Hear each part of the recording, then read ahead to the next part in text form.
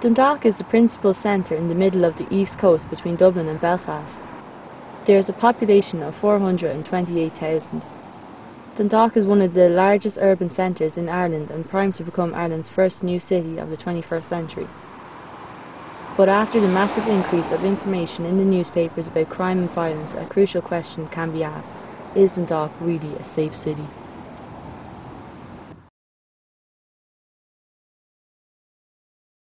It was around 2:30 in the night, at night.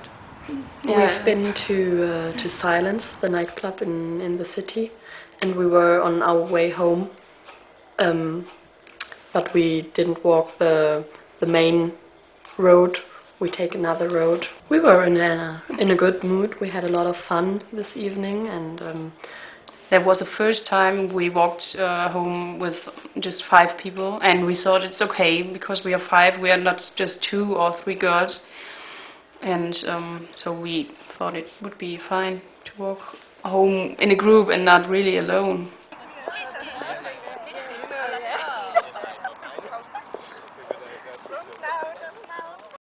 Basically, we have these posters up all around college.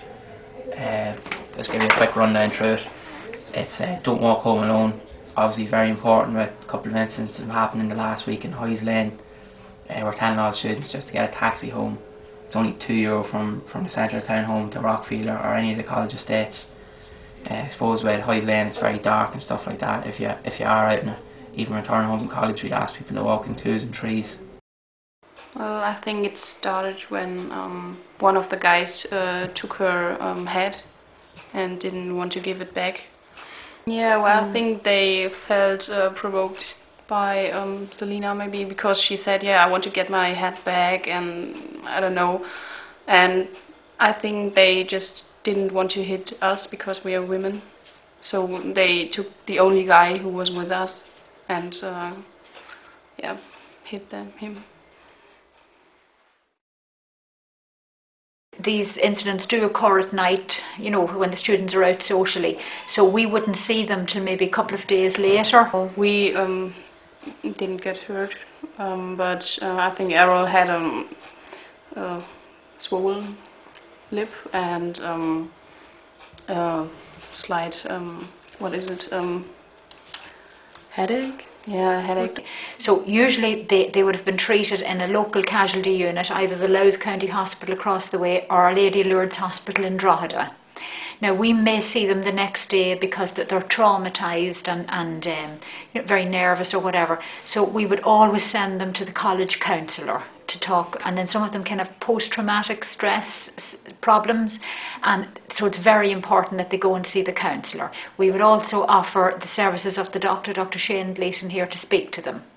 Now if they had any, due to physical injuries that they might incur, they might need a dressing or sutures removed or whatever, but usually it's just that we do get them to see the doctor, and then they see the college counsellor.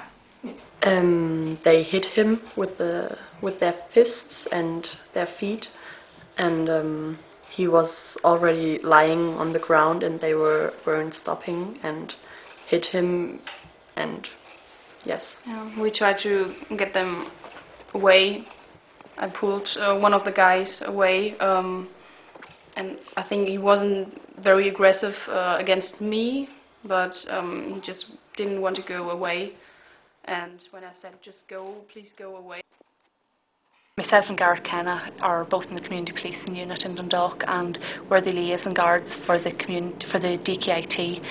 So it's our responsibility to liaise with victims of crime that are students about their welfare. So first and foremost, we'd go down and speak to them and make sure that they're okay. After that, we would give them advice on organisations and support groups that are available to them. We would get them in contact with Linda Murphy, who's the student liaison. She's the student services body down there, so we'd get in contact with her, and also there's a counsellor as well. We'd get them in contact with the counsellor, and if there's anything, especially foreign students, you know, there'll be a lot of Chinese students that have been victims of crime lately, so it'll be very important because there'll be a slight language barrier to make sure that they're aware of what's going on and the whole legal process, and if we have somebody arrested for it, that they understand what's happening with that. So probably too many to count. Every week there's plenty of court cases in the court section, documenting all types of different cases. Some of the stories I've worked on include a man being attacked with a hatchet, you know, it was part of a robbery.